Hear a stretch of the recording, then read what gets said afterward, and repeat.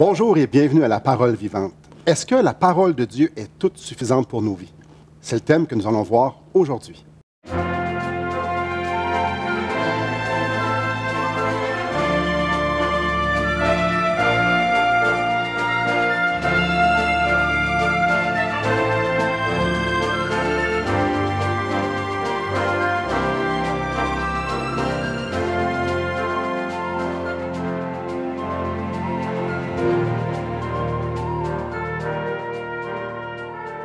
Si je vous dis sola scriptura, sola gratia, sola fide, solus Christus, soli Deo gloria, qu'est-ce que ça vous dit?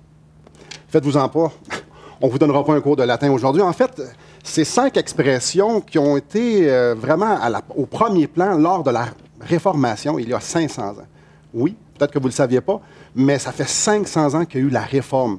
Et on voulait faire quelques émissions, 4 émissions spéciales, qu'on va justement parler de ces 5 expressions-là et du même coup de la Réforme. Et pour ces émissions spéciales-là, on a 3 invités avec nous. J'aimerais vous les présenter. Donc, Pascal Deneau qui est un pasteur dans la région de Montréal. Et tu as écrit aussi 2 livres, dont un qui parle justement de la réforme des 5 solas. Donc, tu connais très bien ce sujet-là. Il y a Jean-Christophe Jasmin, qui est pasteur dans la région de Montréal également. Et puis, je crois que tu fais partie de l'organisation Sola qui vise à rassembler les chrétiens du Québec, les évangéliques, pour justement se rassembler, s'unir autour de l'Évangile. Exactement. Et on a notre habitué ici, Jeff Lorrain, qui est pasteur, évangéliste et plein d'autres choses aussi, et qui fait partie aussi de Sola. Donc, messieurs, bienvenue parmi nous. D'emblée, j'aimerais ça que, Pascal, tu pourrais nous parler un peu de qu'est-ce qui s'est passé il y a 500 ans, puis comment c'est arrivé cette réforme-là? Avec plaisir. Il faut se remettre un peu dans un contexte historique. On est dans le 500e de la Réforme. On voit ça un peu partout. 1517, 2017, la date exacte va être le 31 octobre où la Réforme protestante commence. Qu'est-ce qui s'est passé donc il y a 500 ans pour qu'on en parle encore aujourd'hui? En fait, il y a un peu une crise existentielle, un peu vers la fin du Moyen Âge. Et tout commence surtout avec un moine en particulier, Martin Luther, qui était un moine augustinien. Et il était angoissé dans sa propre existence par rapport à Dieu. Comment l'homme peut-il être trouvé juste par un Dieu qui est parfaitement saint? Comment moi qui suis un pécheur, est-ce que je peux obtenir la faveur de Dieu et, quand je vais mourir, aller auprès de Dieu, aller au ciel, non pas en enfer? Et donc, c'était le genre de questions qui même angoissait Luther, et il faisait tout ce qu'il pouvait pour essayer de se sauver lui-même, sauver son âme par sa piété. Des jeûnes prolongés, il pouvait même se flageller, des pèlerinages à Rome et tout cela. Tout ce qu'il pouvait faire pour finalement expier son péché par lui-même. Et puis, son supérieur de son ordre monastique, Stopides, voyait que finalement c'était malsain, toute sa démarche, qu'il n'avait pas la paix, que sa foi en Jésus-Christ ne lui apportait pas beaucoup de réconfort, et donc l'a encouragé à aller faire des études en théologie. Il lui a dit, tu vas devenir docteur en théologie, et ça va t'aider justement à avoir une meilleure compréhension de qui est Dieu, parce que Dieu est amour. Dieu n'est pas un tyran, n'est pas un Dieu méchant qui, comme tu sembles le voir, et être angoissé. Alors, c'est ce que Martin Luther a fait, a commencé à faire des études en théologie, et en fait, il a redécouvert, le christianisme dans lequel il évoluait n'était pas très centré sur les Écritures, jusqu'à ce qu'il commence justement à se plonger dans la Bible. Et la grande découverte de Luther, c'est justement, qui répondait à son questionnement, comment l'homme peut-il être juste devant Dieu? Comment quelqu'un qui est pécheur peut-il être agréé de Dieu? Et ce qu'il découvre, ce n'est pas quelque chose que l'homme peut faire. L'homme ne peut pas être trouvé juste par Dieu, par sa piété, par sa religion, par ses prières, par ses bonnes œuvres. Il n'y a rien que l'homme puisse faire. C'est Dieu qui a fait quelque chose. Alors Dieu a envoyé un sauveur, le Christ, un seul sauveur, il n'y a pas d'autre salut, il n'y a pas d'autre personne qui puisse nous sauver. C'est pour ça qu'on dit solus Christus, donc par Christ seul. Et c'est par sa grâce seule, par l'œuvre de Christ, par sa mort sur la croix, que l'homme peut être sauvé. Il n'y a pas une autre œuvre qui puisse nous sauver. Et la seule façon de la recevoir, de recevoir la grâce offerte par Dieu, par Jésus-Christ, c'est par le moyen de la foi seule. Sola fide. Et donc, pour Luther, ça a été extrêmement libérateur de découvrir pour lui-même, pour sa propre âme, comment je peux avoir la vie éternelle, être pardonné. Mais de là, donc, il a commencé à publier, à protester, entre autres, contre la vente d'indulgences. Bon, je ne sais pas jusqu'à quel point on doit donner tout le contexte historique de ce qui s'est produit, mais c'est, premièrement, la démarche personnelle d'un moine qui cherchait à être sauvé, à avoir la vie éternelle, qui a été le début de la réforme, sa propre découverte, et par la suite, la riposte de l'Église qui s'opposait à ses enseignements et tout ça va éventuellement amener à une grande réforme. Beaucoup de gens donc, qui vont se diviser à savoir finalement ce qu'on doit suivre, l'Église qui dit une chose ou l'Écriture qui semble affirmer quelque chose d'autre. Donc lui, sa base, c'était pas ce qui s'était fait enseigner nécessairement, c'était pas la religion, c'était pas ce que l'État, c'était, si je comprends bien, un retour à la parole de Dieu. Sola Scriptura. Oui, exactement. Et puis, c'est quand même un défi parce qu'on parle d'une personne qui vit, on pourrait quasiment dire, dans un empire que mur à mur, c'est le christianisme établi par Rome. Parce que juste un peu avant, il y avait eu un autre schisme, hein? Là, ça avait une séparation entre l'Orient et l'Occident. Mais l'Orient était complètement dirigé par ceux qu'on appelle les orthodoxes et l'Occident était dirigé par Rome. Le christianisme avait comme fait une division, une compréhension différente. Fondamentalement, c'est toujours Jésus-Christ, son incarnation, c'est toujours sa mort et sa résurrection. Les mêmes bases. C'est les mêmes bases. Mais l'interprétation, c'est jusqu'à quel point on demande aux gens de participer pour mériter cette grâce. Comment je prépare mon âme? C'est ce que Luther travaillait dans le monastère pour, OK, je vais me préparer à ce que cette grâce me soit accordée. Donc, beaucoup de prières, beaucoup pour disposer en disant, est-ce que maintenant je suis digne pour recevoir Je suis cette assez bon, c'est ça? C'est ça, tu sais. Je suis assez religieux, je suis assez bon, j'en ai-tu fait assez? Et puis, ça va à l'encontre carrément de ce qu'on comprend de la grâce. Hein? Tout à fait.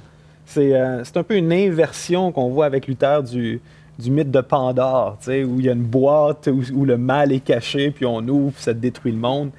Faut comprendre, la Bible était fermée pendant le Moyen Âge. Le rapport à l'Écriture était distant et Luther rouvre la Bible et c'est vraiment cette réouverture des Écritures qui va être la base de la réforme. Parce qu'on se réforme à partir de quoi? On se réforme à partir du modèle des Écritures qu'on a quitté. Et c'est vraiment ça qui est central à tout ce qui va suivre. Donc, la réforme, c'est le tremplin sur la parole, le tremplin et la parole de Dieu qui va donner place à le mouvement évangélique, le mouvement protestant, où est-ce que le salut va être ouvert, non pas par les œuvres ou par la religion, mais plutôt par la grâce, comme a été mentionné. Probablement que vous avez envie de réagir. Peut-être c'est la première fois que vous entendez parler de la réforme et vous entendez parler de la grâce et tout ça. J'aimerais vous inviter à communiquer avec nous. Si vous avez des questions ou si vous voulez juste contribuer à la discussion, appelez-nous au 1-877-L'Espoir, 1-877-537-7647 ou encore allez sur notre site internet espoir.ca. Et après la pause, on va continuer cette discussion-là sur l'autorité de la parole de Dieu. Le problème, c'est qu'on ne se rend souvent pas compte, comme à l'époque du Seigneur, il y a un défi pour le croyant, pour celui qui adhère finalement, entre guillemets, à la vérité des Écritures.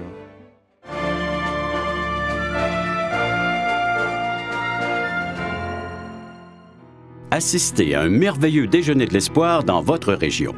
Un invité vous racontera comment Dieu a transformé sa vie et comment son cœur, souffrant, a trouvé une joie indicible en développant une relation personnelle et intime avec Dieu et son Fils Jésus-Christ.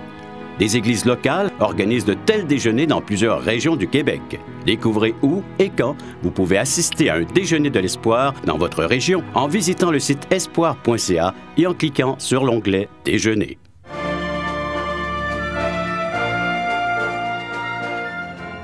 500 ans, ça fait 500 ans que Luther et aussi des compagnons, ils n'étaient pas seuls là-dedans, ont décidé de se tenir debout sur la vérité qui est la parole de Dieu. Donc, 5 expressions. Le premier qu'on va voir aujourd'hui, sola scriptura, la Bible seule. Jeff, c'est quoi l'importance de se positionner sur la Bible? Positionner? Oui, de prendre position. Merci. Oui. Non, mais dans le sens que la question que les gens se posent souvent, c'est l'autorité. Donc, parce que l'Église a toujours mis les Écritures de l'avant. Parce qu'on ne veut pas tomber non plus dans des extrêmes et des caricatures. Le problème, c'est qu'on ne se rend souvent pas compte, comme à l'époque du Seigneur, il y a un défi pour le croyant, pour celui qui adhère finalement, entre guillemets, à la vérité des Écritures. je vais comprendre les Écritures par interprétation. On se rappelle l'histoire d'un Éthiopien. Hein, c'était le ministre de Candace, de la mère reine d'Éthiopie. Il revient d'un pèlerinage à Jérusalem et il semble avoir acheté le rouleau d'Ésaïe et il lit, lui, de ça dans son char, qui est conduit par son chauffeur. Il est en train de lire finalement le rouleau et à haute voix, et là, il y a l'évangéliste Philippe. Et puis qu'il l'entend lire, surtout la portion des Écritures où on parle dans Isaïe 53 de vraiment le Messie, comment il va souffrir pour nous. Oui. Et là, il s'approche de cet homme et il lui dit, est-ce que tu comprends ce que tu lis? Et le gars a assez d'honnêteté pour dire, non. Honnêtement, je ne sais pas de qui il parle, le prophète. Là. Et là, Philippe a pu lui parler du Messie, de Jésus. Donc, le grand défi, c'est mon interprétation des Écritures. Je lis la parole de Dieu, ça c'est sûr, je lis sa parole. Mais la compréhension, après, va produire une tradition. Et c'est là que Luther était pris dans une interprétation de l'époque, une manière de concevoir où ce que les traditions des hommes avaient pris de plus en plus de place, où la place de l'homme, qu'est-ce que je joue comme rôle pour être digne d'être sauvé, avait pris une dimension tellement grande que les Écritures devenaient quasiment gênantes à la tradition que les anciens avaient faite. Comme pour Jésus lorsqu'il est en Israël. Il dit, pour maintenir vos doctrines à vous, vous annulez le conseil de Dieu. Et c'est un peu la tendance qu'on a tous à faire. On est dur un peu sur l'Église catholique de l'époque, là, mais dans nos bonnes églises évangéliques, des fois, ça peut aussi déraper. La tradition prend autant d'autorité que la parole de Dieu. Et c'est pour ça que parallèlement, il y avait l'autorité des Écritures et l'autorité de ce qu'on appelle la tradition orale. Et là, la tradition orale des hommes souvent prend un peu le dessus. Et malheureusement, c'est souvent au détriment des Écritures. Donc, même quand les gars ont commencé la réforme, ils se sont dit, on va faire une nouvelle déclaration, la réforme doit toujours se réformer. Donc, de toujours retourner aux Écritures pour voir, est-ce que j'ai bien compris ce que j'ai lu? Et ça, c'est un peu le motto qu'on se donne sans arrêt. Hein. C'est pour ça qu'on célèbre bien le 500e anniversaire du début de la réforme. Puis on espère que c'est pas fini encore, que c'est pas quelque chose qui s'est fait en 1517, puis on était correct après, au contraire. Puis la question aussi qui est vraiment importante, c'est que dans la série qu'on parle, c'est les sola scriptura. Donc, on n'est pas juste en train d'argumenter que les Luther et les réformateurs disaient que les Écritures étaient importantes, mais que les Écritures étaient suffisantes, un peu ta question du début de l'émission, sont suffisantes, sont complètes pour bâtir cette réforme-là, pour diriger l'Église dans ses pratiques, dans les choses qu'elle croit, dans sa doctrine, sans le besoin d'avoir une tradition ecclésiastique qui viendrait se poser d'égal à égal avec les Écritures, ou même au-dessus des Écritures. Donc, ce qu'on dit, c'est qu'il y a juste la Bible. L'autorité finale en matière de foi et de pratique qui régit nos vies, qui régit quelconque Église, devrait être principalement et seulement la parole de Dieu. La Bible est suffisante. C'est notre point de départ. Mais les réformateurs ne voulaient pas rejeter l'autorité de l'Église en disant que la tradition, ça vaut rien, chacun peut lire la Bible tout seul dans son coin et l'interpréter pour lui-même. C'est important que sola scriptura, l'Écriture seule, ne devienne pas solo scriptura, moi tout seul avec l'Écriture. Et donc, l'Écriture doit être lue au sein d'une tradition qui n'est pas infaillible, mais qui est quand même un guide pour bien comprendre la Bible. Mais la question de l'autorité, c'est-à-dire il y a deux visions qui s'affrontent. Est-ce que c'est l'Église qui est canonique, c'est-à-dire qui a l'autorité qui fixe le standard de la foi, ou est-ce que c'est l'Écriture qui est canonique? Est-ce que le canon est resté ouvert après que le Nouveau Testament a été complété, puis que l'autorité s'est transmise d'évêque en évêque ou de pape en pape, ou est-ce que l'autorité est fermée avec le canon biblique quand les apôtres ont transmis la foi aux saints une fois pour toutes, et maintenant l'Église, son rôle, c'est pas d'ajouter, mais c'est de bien le comprendre. Et donc, la réforme, finalement, c'est de dire, OK, là, il y a des affirmations contraires dans l'Église à ce qu'on voit dans l'Écriture, en ce qui concerne le salut, la façon d'obtenir le salut en particulier.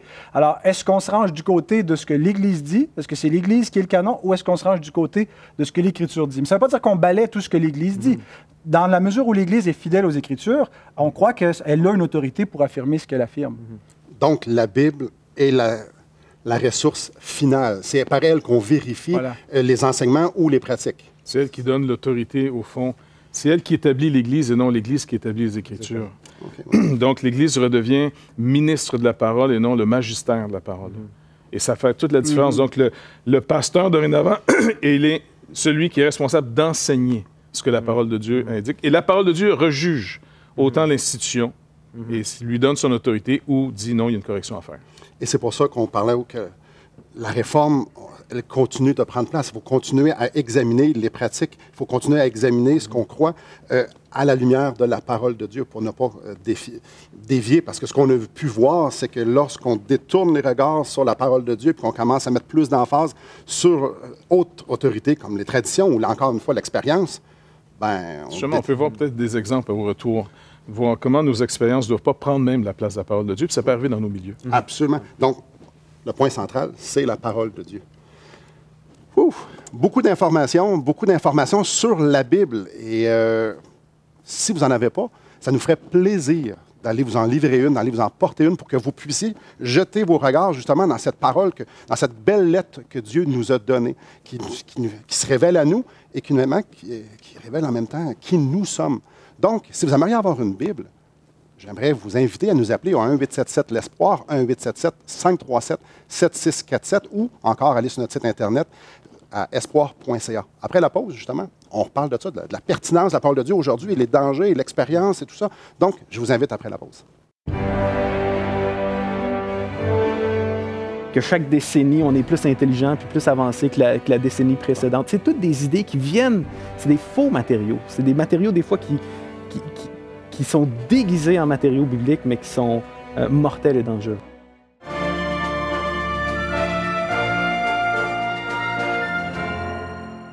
Voulez-vous combler le vide dans votre âme? Avez-vous soif d'une sérénité intérieure? La souffrance de votre cœur vous lasse-t-elle? Appelez dès maintenant pour recevoir gratuitement un évangile de Jean pour connaître l'amour de Dieu, un Nouveau Testament pour trouver des réponses à plusieurs de vos questions, le livre Destination finale pour comprendre la nécessité du salut et finalement la Bible et le salut qui nous explique comment recevoir Jésus. Contactez-nous à espoir.ca ou composez 1-877-l'Espoir.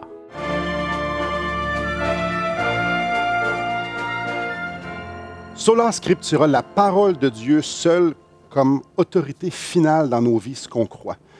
Fort probablement, on peut imaginer que si on détourne ça, si on met notre confiance ou si on met notre appui sur d'autres choses, ça peut nous emmener ailleurs que où ce que la Bible voudrait nous emmener. Jean-Christophe, peux-tu nous en parler un peu? Oui, bien, certainement. C'est sûr qu'aujourd'hui, Sola Scriptura, c'est toujours aussi pertinent puis important dans la vie de l'Église. On a besoin de retourner à ça. La parole de Dieu, moi, je vois ça comme un cadre, comme une maison qui est bâtie. On dit Christ est la fondation. Puis on a une liberté, on a un confort dans la maison que Dieu a designée puis qui nous a bâtie. Puis sa parole nous dit jusqu'où on peut aller, comment il va bâtir l'Église, comment l'Église est bâtie, comment notre vie peut s'épanouir à l'intérieur de ce foyer-là, de cet espace de vie. Mais des fois, j'ai l'impression que l'Église est un peu comme... tu sais, quand quelqu'un qui regarde un petit peu trop les émissions de rénovation à la télé. Moi, un temps, ma femme écoutait ça un petit peu, puis je commençais à travailler de mes mains, puis j'étais tout le temps un peu ambivalent, parce qu'elle regardait une émission ou deux, puis là, on fait tomber un mur, puis peut-être qu'on aurait besoin un plus grand salon ou quelque chose comme ça. Puis des fois, j'ai l'impression que l'Église ne va pas rejeter l'Écriture. On ne va pas dire « Ah, je rejette l'Écriture » ou quoi que ce soit, mais... si on pouvait un peu plus agrandir cette fenêtre-là, puis peut-être se faire un patio un petit peu plus large, puis on abat des murs qui sont des fois structurels, on enlève des pans de la parole ou on met de côté des pans de la parole, par exemple la prédication par rapport au péché ou par rapport à l'enfer, des choses comme ça, qu'on aime moins voir, puis ça a des conséquences structurelles sur la vie de l'Église. De l'autre côté, des fois, on intègre des matériaux qui viennent pas de la parole de Dieu, qui sont du toc. Soit c'est des matériaux qui sont falsifiés ou qui se déguisent en quelque chose qui vient de la parole de Dieu, un peu comme quand Satan dit « Dieu a-t-il vraiment dit que vous ne pouvez pas manger d'aucun des fruits d'aucun arbre? » Il essaie de... pas juste un doute, mais un doute sur le caractère de Dieu. Il n'est pas fin, il vous empêche de manger tous les fruits de tous les arbres, ce qui est tout à fait faux. Puis des fois, c'est ça, d'acheter une sacoche qui est du toc ou une montre qui est du toc, ben tu sais, c'est plate, tu t'es fait avoir par rapport à ton argent, mais d'installer des matériaux qui sont supposés avoir, installer une poutre qui n'a pas la capacité de soutien qui est annoncée, ça peut être mortel. Puis on voit à travers l'histoire un ensemble d'églises ou de traditions qui qui ont voulu juste... Ça commence juste par vouloir agrandir un peu. Peut-être Dieu il nous contraint un peu. C'est la question de la suffisance qui est remise en question au début. C'est pas la question de l'autorité en premier, mais vraiment de la suffisance. Mais Paul, il n'était pas tout à fait au courant des questions par rapport au genre ou par rapport à la sexualité ou par rapport à l'ecclésiologie ou par rapport à la science. Puis peut-être la Bible, finalement, est un peu contraignante. Il manque un chapitre ou deux. Et dans plein de traditions, que ce soit, ça a été le marxisme à un certain niveau, on n'a plus vraiment cette tension-là dans notre culture de dire est-ce qu'une tradition ecclésiastique ou l'Église catholique va venir avec une réinterprétation des Écritures, mais il y a plein de choses qui rentrent dans l'Église, comme l'idée de la modernité, l'idée du progrès, l'idée que chaque décennie, on est plus intelligent puis plus avancé que la décennie précédente. C'est toutes des idées qui viennent, c'est des faux matériaux. C'est des matériaux, des fois, qui sont déguisés en matériaux bibliques, mais qui sont mortels et dangereux à très moyen terme. Ouais. Je pose la question, comment vous pourriez répondre à quelqu'un qui est assis dans son salon et qui dit « Ouais, mais je fais quoi, moi, avec la Bible? Je la lis, je fais quoi? » C'est quelle part le chrétien ou la personne qui ne connaît pas vraiment ça, quelle part la parole de Dieu devrait jouer dans sa vie? C'est central parce que finalement, la parole de Dieu va être à l'origine de ce que la personne doit croire. Donc, première chose à faire, simplement, commencer à la lire. La lire et puis de faire attention au sens qu'on va y mettre, mais de la lire dans le sens qu'elle se déclare. Donc, tu te mets à la lire, des parties plus faciles que d'autres. Puis après, comme tu disais, plutôt que de solo, mais c'est sola, on est ensemble, c'est aussi une lecture communautaire que le Seigneur donne, parce que les lettres sont adressées à un peuple, pas un individu. Donc ça, c'est une partie importante, parce que nos cultures mettent tellement de l'avant l'individualité des gens, au détriment souvent de la collectivité, que le Seigneur ne s'adresse pas simplement à moi, il s'adresse à moi dans un peuple. Alors finalement, le peuple, l'ensemble des conseillers nous aident, parce que Dieu donne des docteurs, il donne finalement des ministères de la parole pour nous aider à comprendre les Écritures. Comprends-tu ce que tu lis? Donc l'Église redevient son rôle qu'elle doit jouer, elle enseigne la parole. Donc le croyant commence à lire pour lui-même d'un couvert à l'autre. Et on ne se casse pas la tête sur ce qu'on ne comprend pas. On ne cherche pas à forcer un sens dans ce qu'on ne comprend pas. Et ce qui est bizarre, laissez-le bizarre, mettez pas un sens. Et puis tranquillement, vous allez voir, le fil conducteur, c'est Christ. Ça va être un autre. Ça va être un solus, là, Christus, mais c'est lui qu'on doit voir. C'est une parole qui nous parle de lui. Et là, on commence à découvrir son sens des Écritures tranquillement. J'allais ajouter à cela aussi que l'Écriture, on parle de réforme, est là aussi pour réformer notre pensée. Il n'y a rien de plus naturel, de plus intuitif que de se fier à sa propre pensée. Mais l'Écriture nous appelle à abandonner notre pensée pour penser les pensées de Dieu après lui. Où est-ce qu'on la trouve, la pensée de Dio? Dans la révélation. Donc, se convertir, finalement, c'est apprendre à réfléchir à la vérité et à y croire et à la mettre en pratique. C'est un peu ce que Paul dit dans Romains au chapitre 12, au verset 2, le renouvellement de l'intelligence. Voilà. L'Écriture est supposée nous rendre inconfortables. C'est ça l'idée de la réforme. C'est jamais le fun de se réformer. Puis si en tant qu'Église ou en tant qu'individu... Ta femme qui te demande de faire des murs nouveaux. Oui, c'est ça. Non, c'est ça. Quand tu lis ta Bible en Église ou en privé, puis tu n'es jamais remis en question, tu n'es jamais inconfortable, mais peut-être que tu ne lis pas vraiment la Bible. Puis si Dieu est jamais en train de te reprendre, de te déranger, bien peut-être que tu adores juste une projection de toi-même, puis tu n'adores pas le Dieu vivant qui est là, puis qui est saint, puis qui veut te reprendre, qui veut te sanctifier, qui veut te transformer par sa parole. Le Dieu que Luther a découvert quand il a ouvert la Bible pour dire « Attends un peu, je vais avoir des réponses », il a ouvert la Bible, et il était drôlement inconfortable. Si on étudie un peu la vie, pas d'Hubert, mais de Luther, c'est un homme qui était très bouleversé à la vue de qui était Dieu, la sainteté de Dieu, puis son propre péché, la teneur de son cœur. J'aimerais ça qu'on prenne quelques instants. Pascal, peux-tu nous parler un peu de tes livres? Ben voilà, alors celui Sola, je pense que c'est celui qui se prête le plus au thème de l'émission, de cette série d'émissions, qui présente chacun des 5 solas de la Réforme, qui résume un peu c'est quoi la quintessence de la foi chrétienne, telle que les protestants l'ont affirmé. Alors, un retour vraiment aux sources et à l'essentiel de ce que l'Écriture enseigne. Et l'autre livre, en fait, c'est une présentation de ce qu'on appelle la théologie des alliances. Donc, c'est l'infrastructure un peu de la Bible. Comment on relie tout le plan de Dieu, le développement de la rédemption, du plan de rédemption séparation. L'Ancien Testament, le Nouveau Testament, est-ce qu'il y a une continuité ou est-ce qu'on les sépare, c'est une discontinuité? Alors, c'est un petit peu ces questions-là qui adressent dans un contexte historique, là, entre théologiens qui débattaient, mais voilà. Parfait, merci. Donc, on continue après la pause. Dieu veut nous parler. Il se révèle par sa parole. Dieu s'est servi de sa parole pour pouvoir communiquer à Luther et à plein d'autres, et je l'espère à vous.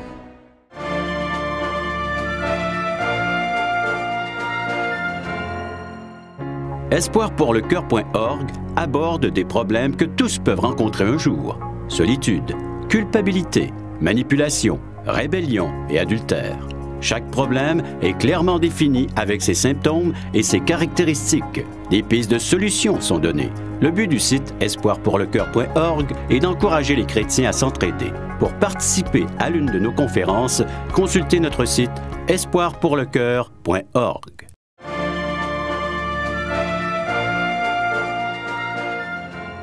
L'Écriture seule, quel impact ça doit avoir dans notre vie? Comment on régit ça? Quelle est notre approche par rapport à ça? La Bible. Bien, finalement, ça juge autant notre pensée. Un peu comme Pascal le rappelait, le croyant doit être prêt à se renier. C'est l'enseignement de Jésus. C'est lui aussi, reniez-vous. Parce que si on ne se renie pas, on va renier le Seigneur. Un des deux. Et même nos expériences qui nous sont si chères doivent être jugées par la parole de Dieu. Les apôtres avaient fait une expérience sur une montagne. Jésus avait été transfiguré. Ça avait tellement impressionné les trois apôtres qui étaient là, Pierre, Jean, Jacques, que ça a été un moment tournant dans leur vie. Et il rappelle cette expérience, Pierre, dans sa deuxième lettre. Mais il ne va pas mettre cette expérience, même cette expérience-là, au-dessus de la parole. Elle est là pour devenir parole.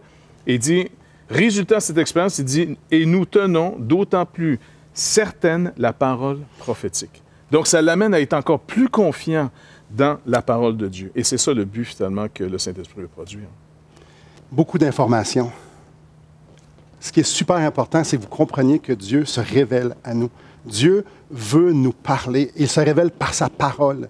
Dieu s'est servi de sa parole pour pouvoir communiquer à Luther et à plein d'autres, et je l'espère à vous, à quel point il vous aime et à quel point il est juste et à quel point Jésus-Christ, c'est la personne que la parole révèle et que si vous mettez votre confiance en ce qu'il a fait pour vous, alors il pave le chemin pour aller à Dieu. Alors, j'aimerais vous inviter, oui, à lire la parole, à commencer dans Jean et de plonger vos regards dans la parole pour pouvoir découvrir qui est ce Dieu extraordinaire, qui vous êtes et qui est Jésus-Christ. Merci beaucoup, messieurs. Merci à vous et que le Seigneur vous bénisse.